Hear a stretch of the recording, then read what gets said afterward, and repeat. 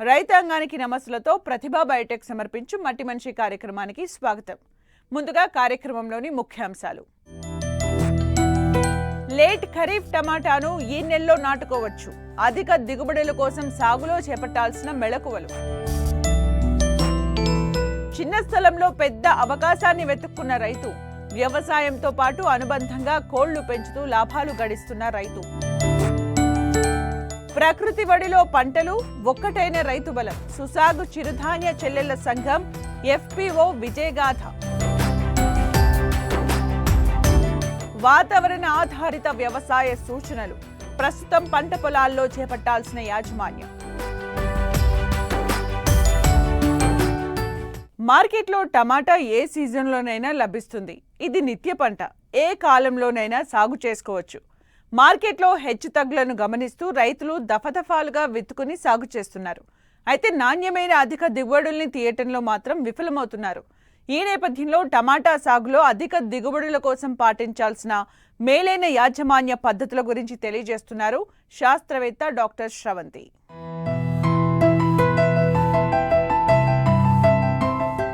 టమాటా పంటను ఏడాది పొడవునా సాగు చేయవచ్చు. కానీ అధిక ఉష్ణోగ్రతలు, అధిక వర్షపాతం ఈ పంట తట్టుకోలేదు. అందువల్ల శీతాకాలంలో సాగు చేసిన పంట నుంచి అధిక దిగుబడి వస్తుంది. సారవంతమైన నేలలు, ఇసుకతో కూడిన గరప నేలలు టమాటా సాగుకు అనుకూలం. ఖరీఫ్ ఇప్పటికే చాలా ప్రాంతాల్లో రైతులు టమాటాను సాగు చేశారు.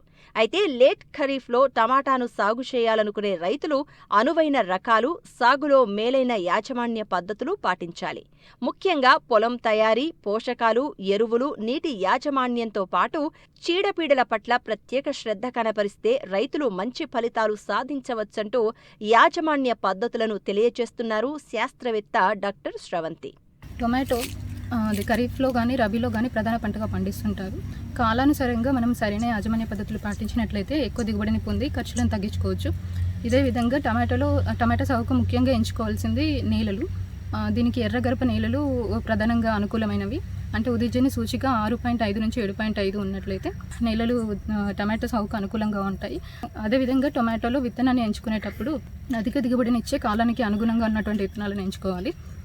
అంటే ఖరీఫ్కి ముఖ్యంగా ఇప్పుడు సెప్టెంబర్ మాసంలో లేట్ ఖరీఫ్కి అనుకూలమైనటువంటి వెరైటీస్ అంటే మనకు పూసా రుబి మరియు అర్క వికాస్ వంటి వెరైటీలను మనం ఎంచుకోవాలి.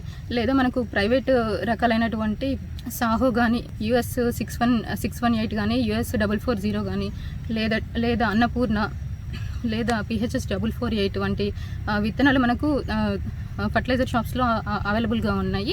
ఇలాంటి అధిక దిగుబడినిచ్చే విత్తనాలను ఎన్నుకోవాలి.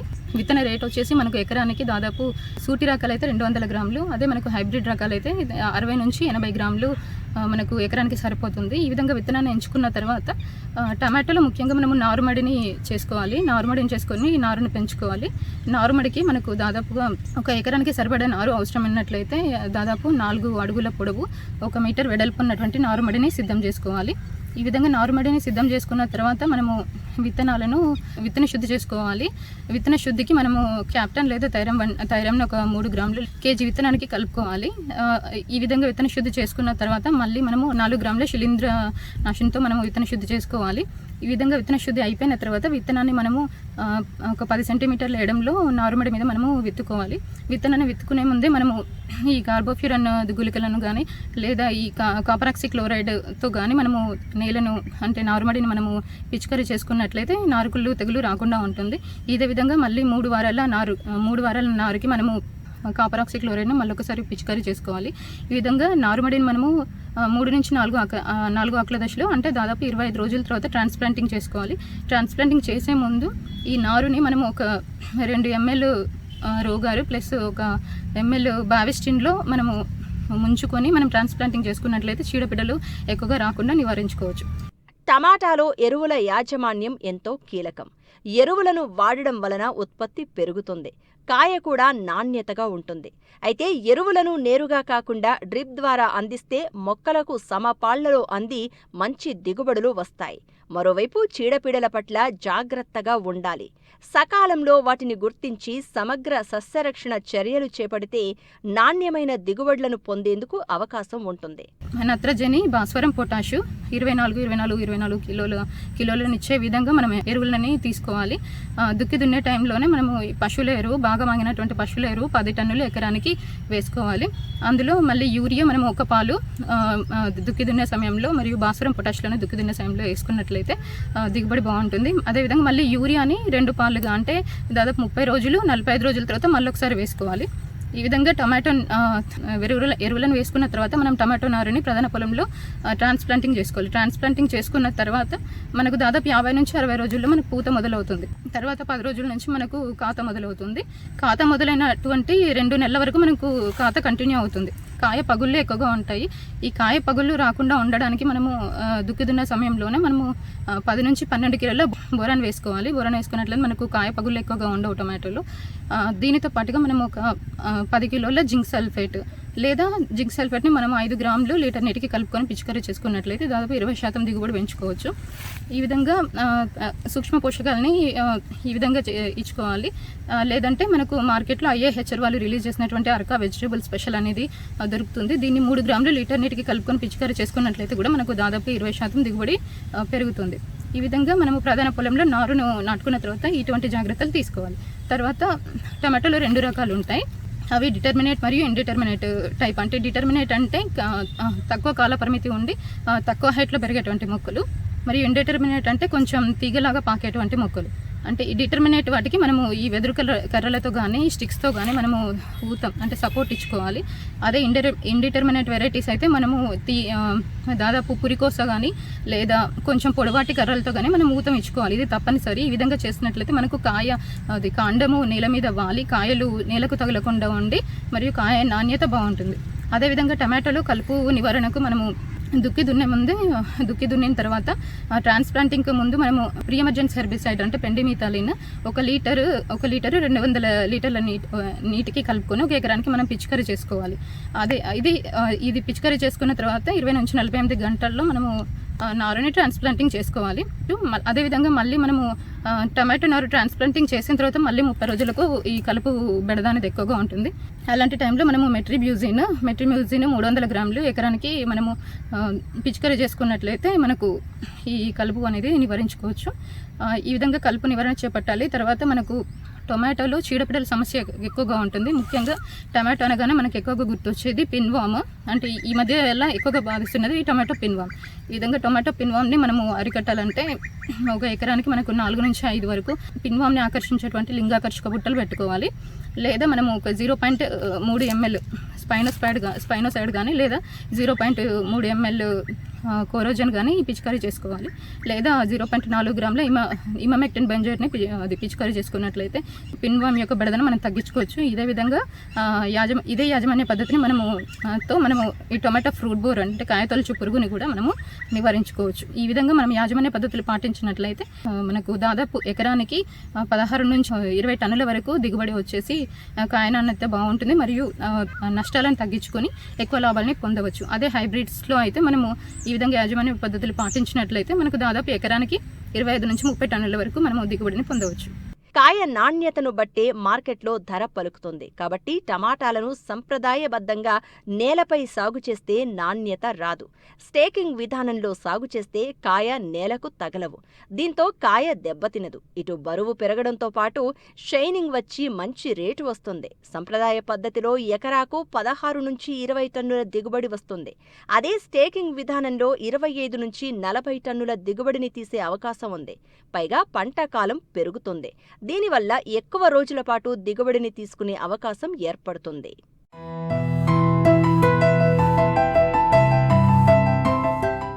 ఏజెన్సీ ప్రాంతం అంటేనే వ్యవసాయంపై ఆధారపడే జీవనం. అయితే అదే వ్యవసాయానికి అనుబంధంగా మరో ఆదాయ మార్గాన్ని ఎంచుకుని తనకంటూ ప్రత్యేక గుర్తింపు తెచ్చుకున్నారు ఓ రైతు. ఒకవైపు 15 ఎకరాల్లో మిర్చి సాగు, మరోవైపు ఇంటి పెరట్లో మేలుజాతి నాటుకోళ్ల పెంపకం, కోడిగుడ్డు నుంచి పిల్లగా, పిల్ల నుంచి పుంజుగా, చివరకు వేల రూపాయల విలువైన మేలుజాతి కోడిగా మారే వరకు ప్రతి దశలో ప్రత్యేక శ్రద్ధ తీసుకుంటున్నాడు ఈ రైతు.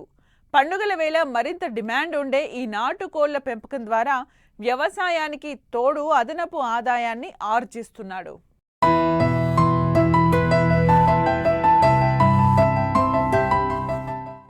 ఏజెన్సీ ప్రాంతంలో వ్యవసాయమే ప్రధాన జీవనాధారం. కష్టాన్ని నమ్ముకుని, నేలను నమ్ముకుని పంటలు సాగు చేస్తూ జీవనం సాగించే రైతులు ఇక్కడ ఎందరో.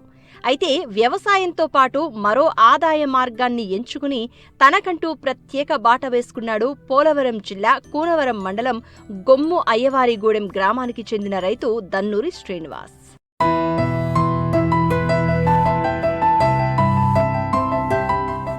సుమారు 15 ఎకరాల్లో మిర్చి సాగు చేస్తూనే ఇంటి పెరటిలోని 3/4 ఎకరం స్థలాన్ని సద్వినియోగం చేసుకుంటున్నాడు రైతు శ్రీనివాస్. ఇక్కడ ప్రత్యేకంగా చిన్నపాటి పాక ఏర్పాటు చేసి సుమారు 200 మేలుజాతి నాటుకోళ్లను పెంచుతున్నాడు. మంచి జాతికి చెందిన నాటుకోళ్లకు మార్కెట్లో ప్రత్యేక డిమాండ్ ఉండడంతో ఇతర జిల్లాల నుంచి మేలుజాతి కోళ్లను తీసుకువచ్చి వాటిని బ్రీడర్లుగా అభివృద్ధి చేస్తూ నాణ్యమైన పిల్లలను ఉత్పత్తి చేయడమే లక్ష్యంగా కోళ్ల పెంపకాన్ని కొనసాగిస్తున్నాడు. అంతేకాదు కోళ్ల పెంపకంలో పరిశుభ్రతకు ప్రథమ ప్రాధాన్యం, ఆహారం విషయంలో ప్రత్యేక శ్రద్ధ, భద్రత విషయంలో అప్రమత్తత, ప్రశాంతమైన వాతావరణంలో కోళ్లను పెంచుతూ గుడ్డు దశ నుంచి పిల్లల నుంచి పుంజులు, అక్కడి నుంచి వయసుకు వచ్చిన కోళ్ల వరకు ప్రతి దశలో ప్రత్యేక శ్రద్ధ తీసుకుంటున్నాడు శ్రీనివాస్. ఒక 4 years నుంచి మొదలు పెట్టిన. ఎవరికన్నా అమ్మకానికి ఎవరన్నా వస్తే అమ్మటానికి, ఓన్లీ అమ్మకానికే. ఇవి సాధారణంగా మేము మాకు హాబీ అది. ఎప్పటి నుంచో ఒక 3, 4, 5 years నుంచి పెంచుతా ఉన్నాం. ప్లేస్ ఒకటి ఉంది, ఆ ప్లేస్లో ఉన్నాం. సహజం వాటికి మేత నీళ్ళు అంటే సహజం రాగులు సజ్జలు పెడతా ఉంటాం. ఒక పూట ఎగ్గు, తర్వాత మామూలు ఈ మందులు మెడిసిన్ ఇవన్నీ మా బాబు వాళ్ళు ఉంటారు, వాళ్ళు చూసుకుంటా ఉంటారు. మెడిసిన్ ఏమైనా జబ్బులు ఏమైనా రాకుండా ఉండడానికి. ఈ సంక్రాంతి పండగకి ఎవరికైనా కావాలి అంటే అమ్మకానికి, సేల్స్కి పెడతా ఉంటాం. ఈ 30 ఎకరం సాగు చేసినాం. చుట్టూ ఫినిషింగ్ చేసినాం. పిల్లులు గట్ట ఇలాంటివి ఏమి రాకుండా నెట్ అవి గమనించేసి దీంట్లో పిల్లి బెసరు వేసినాం. వాటి మేతకి, ఆహారానికి, సహజం కొద్దిగా తినటం గురించి. ఒక 30 క్వింటాలు ఒడ్లు తిన్నాయి, ఒక 10 క్వింటాలు రాగులు దాకా తిన్నాయి, ఒక 200 శాల్తీలు దాకా ఉంటాయి. మొత్తం చిన్నవి పెద్దవి కలిపి అన్ని రెడీగా మన దసరా కాడ నుంచి అమ్మకానికి, సేల్స్కి పెడతా ఉంటాం. మీ చాలా దూరం నుంచి బ్రీడర్లు తెచ్చినాం. ఈ బందరా, ఈ మైబాబు, ఈ కడప నుంచి కొన్ని అలా మా బాబు వాళ్ళు తెస్తూ ఉంటారు, పంపిస్తూ ఉంటారు. అక్కడ నుంచి మేము వ్యవసాయం ఉంది మాకు కొద్దిగా, ఆ వ్యవసాయం చూసుకుంటా వీటిని పెంపకం సాగిస్తాం. చిన్నదాన్ని తయారు కోతలు పట్టగానే గాబులకి వేసేస్తాం. అవి తయారీకి రాగానే వాటికి ఒక ఎగ్గు, సాయంకాలం ఒక 100 గ్రాములు సజ్జలు రాగులు కలిపి తడిపి నానబెట్టి పెడతా ఉంటాం. వాటికి ఒక 15 ఎకరాలు మిర్చి వేస్తూ ఉంటామండి మేము. సరదాగా హాబీ లాగా ఈ కోళ్ళు పెంపకం జరిగితే అక్కడ నుంచి టెన్షన్లు అన్ని మర్చిపోవడానికి ఈ సరదాగా వచ్చేసి కూర్చొని ఆ మేత గట్ట వేసుకుంటే అక్కడ టెన్షన్లు మొత్తం పోతూ ఉంటాయి. దాని గురించి ఈ పెంపకం మొదలు పెట్టినాం. దాదాపు 4-5 years నుంచి పెంపకం జరుగుతుందండి. కోడి మినిమం 15,000 నుంచి 20,000 లోపు ఉంటుందండి. ఒక కొంచెం తయారైందండి. గుడ్లు కావాలి అనుకున్న వాళ్ళకి ఒక గుడ్డు 500 రూపాయలకి ఇస్తామండి. మన పిల్ల దశ ఒక 10 రోజులు ఫిక్స్ అయ్యే పిల్ల అయితే మనం దగ్గర ఒక 1000 రూపాయల లోపు, ఒక 20 రోజుల నుంచి 30 రోజులు వరుస అయితే 2,000, మినిమం 2,000 ఉంటుందండి. పట్టా పుంజులు కోత పట్టినవి అయితే, మన కోత పట్టి పట్టా గాబులకి వేసినవి అయితే 10,000, మినిమం 10,000 ఉంటుందండి. తయారైన పుంజు అయితే 20,000 నుంచి 30,000 కూడా ఉండొచ్చండి. దాన్ని బట్టి దెబ్బలాట, దాని ఫైటు బట్టి. ఒకవైపు 15 ఎకరాల్లో మిర్చి పంట, మరోవైపు ఇంటి పెరట్లో మేలుజాతి నాటుకోళ్లు. వ్యవసాయంతో పాటు అనుబంధ ఆదాయ మార్గాలను ఎంచుకుంటే చిన్న స్థలం కూడా పెద్ద అవకాశంగా మారుతుందని నిరూపిస్తున్నాడు రైతు శ్రీనివాస్. ఏజెన్సీ ప్రాంతంలో వ్యవసాయానికి నాటుకోళ్ల పెంపకాన్ని జోడించి ఆదాయానికి కొత్త దారి చూపిస్తున్న ఈ రైతు ప్రయోగం మరికొందరు రైతులకు కూడా స్ఫూర్తిగా నిలుస్తోంది.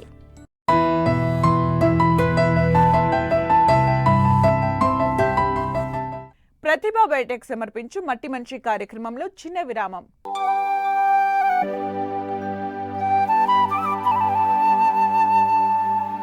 ప్రతిభా బయోటెక్ సమర్పించు మట్టి మనిషి కార్యక్రమానికి తిరిగి స్వాగతం. అడవిని నమ్ముకుని జీవించే గిరిజన రైతులు తరతరాలుగా ప్రకృతితో మమేకమై పండిస్తున్న చిరుధాన్యాలు, రసాయనాల జాడలేని ఆహారం, ఆరోగ్యానికి మేలు చేసే పంటలు. కానీ పంట పండించే రైతుకు మాత్రం సరైన ధర దక్కని పరిస్థితి.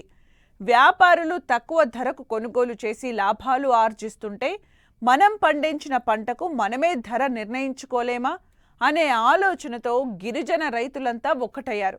అలా 72 గ్రామాల రైతులను ఒక్కతాటిపైకి తీసుకొచ్చి రైతు చేతికి మార్కెట్ను అందించిన సంస్థగా ఎదిగింది సుసాగ్ చిరుధాన్య చెల్లెళ్ల సంఘం FPO.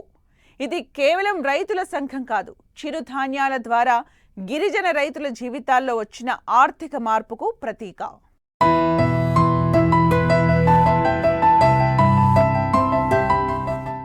అల్లూరి సీతారామరాజు జిల్లా పాడేరు ప్రాంతం కొండలు, అడవులు, స్వచ్ఛమైన గాలి, ప్రకృతితో కలిసి జీవించే గిరిజన రైతులు. ఇక్కడ పండే చిరుధాన్యాలు ప్రత్యేకం. రసాయన ఎరువులు, పురుగుమందులకు దూరంగా పూర్తిగా సేంద్రియ పద్ధతుల్లో పండించే పంటలు. రాగులు, కొర్రలు, సామలు, ఇతర చిరుధాన్యాలతో పాటు అనేక పంటలను ప్రకృతి పద్ధతుల్లో సాగు చేస్తున్నారు గిరిజన రైతులు. అందుకే ఈ పంటలకు మార్కెట్లో మంచి డిమాండ్. అయితే పంటకు డిమాండ్ ఉన్నా రైతుకు మాత్రం సరైన ధర దక్కేది కాదు. గిరిజన రైతుల అమాయకత్వాన్ని ఆసరాగా చేసుకున్న కొందరు వ్యాపారులు పంటలను తక్కువ ధరకు కొనుగోలు చేసి మార్కెట్లో ఎక్కువ ధరకు విక్రయిస్తూ లాభాలు పొందేవారు. కష్టపడేది రైతు, పంట పండించేది రైతు, కానీ లాభం మాత్రం మరొకరికి. ఈ పరిస్థితిని మార్చాలనే సంకల్పంతో గిరిజన రైతులు ఒక్కటయ్యారు. సుసాగ్ చిరుధాన్య చెల్లెళ్ల సంఘం FPOను ఏర్పాటు చేసుకున్నారు. రైతులు పండించిన పంటలకు మార్కెట్ ధర కల్పించడంతో పాటు మధ్యవర్తుల ప్రమేయాన్ని తగ్గించే దిశగా FPO ముందడుగు వేసింది. ఇక్కడితో ఆగలేదు. వాటిని నేరుగా విక్రయించకుండా విలువ ఆధారిత ఉత్పత్తులుగా మార్చుతున్నారు. అంటే పంట పొలంలో పండుతుంది, విలువ FPOలో పెరుగుతుంది, ఆ లాభం రైతుకు చేరుతుంది. ఇదే ఆ రైతు సంఘం ప్రత్యేకత. 2016 సంవత్సరంలో మా సంఘం ఏర్పాటు చేసుకున్నాము. మొత్తం ఇప్పుడు 960 మంది సభ్యులు ఉన్నాము. అందరూ మహిళా సభ్యులమే ఉన్నాము. మా సంఘంలో చైర్మన్ గారు ఉంటారు, 5 మంది బోర్డు సభ్యులు, ఒక CEO ఉంటున్నామండి.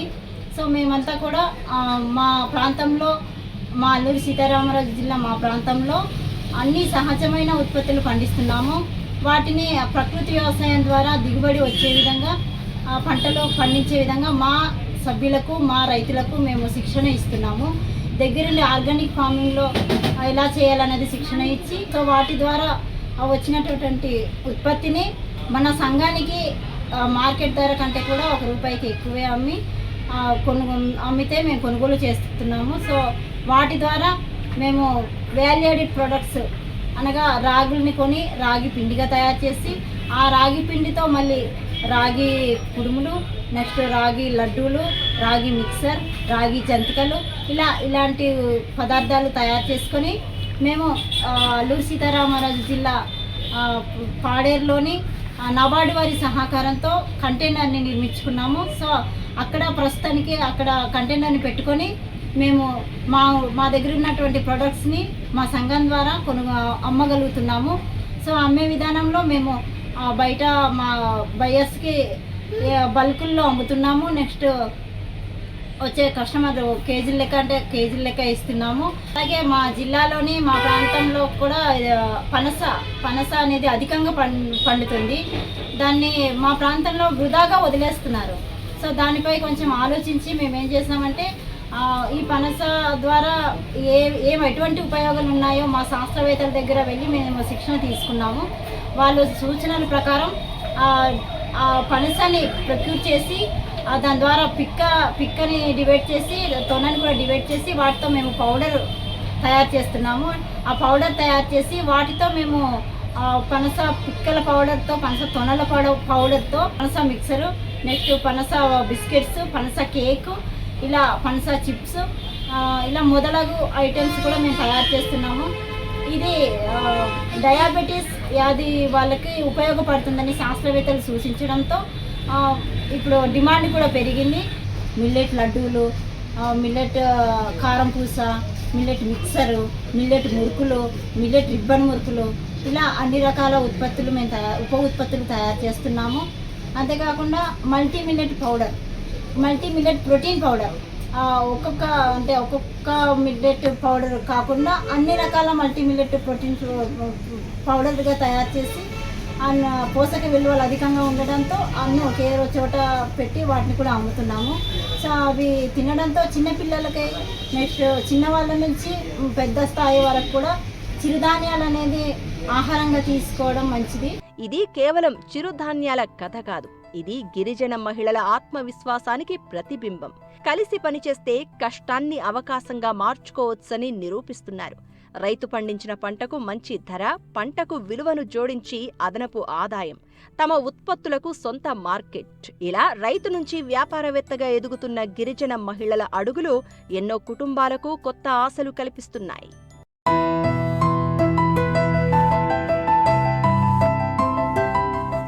ప్రొఫెసర్ జయశంకర్ తెలంగాణ వ్యవసాయ విశ్వవిద్యాలయం వారు అందిస్తున్న వాతావరణ ఆధారిత వ్యవసాయ సూచనలు ఇప్పుడు తెలుసుకుందాం.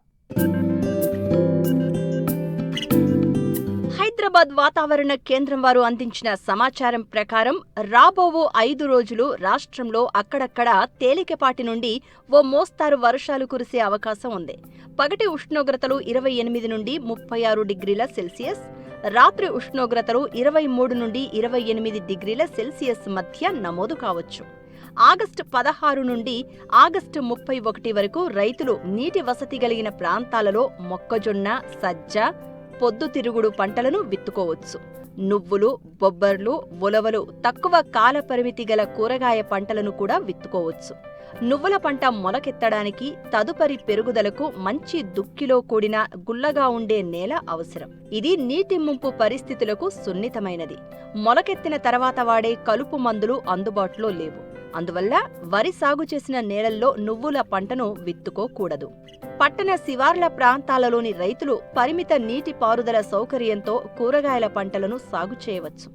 ఇప్పటికే ఆరుతడి పంటలు విత్తుకున్న రైతులు చివరి అంతర కృషిలో మక్కి నాగలి ఉపయోగించి గొడ్డు సాలు వేసుకున్నట్లయితే ఎక్కువ తేమ ఉన్నప్పుడు తేమ సంరక్షించుకోవడానికి, ఎక్కువ తేమ ఉన్నప్పుడు కాలువల ద్వారా నీటిని బయటకు తీసివేయడానికి ఉపయోగపడుతుంది. ఆరుతడి పంటలలో సిఫారసు చేసిన ఎరువులను పొలం అంతటా చల్లకుండా మొక్కలకు దగ్గరగా వేసి మట్టితో కప్పాలి. వరి నాట్లు వేసుకునే వారం రోజుల ముందు ఎకరాకు సరిపోయే నారుమడికి 800 గ్రాముల కార్బోప్యూరాన్ 3CG గుళికలను ఇసుకలో కలిపి చల్లుకోవాలి. నీటి ముంపునకు గురైన వరి పొలాలలో సల్ఫైడ్ దుష్ప్రభావం ఆశించుటకు అనుకూలం. ఈ దుష్ప్రభావం గమనించిన వరి పంటలో మొక్క వేర్లకు తగినంత గాలి తగిలే విధంగా మురుగునీటిని తీసివేయాలి.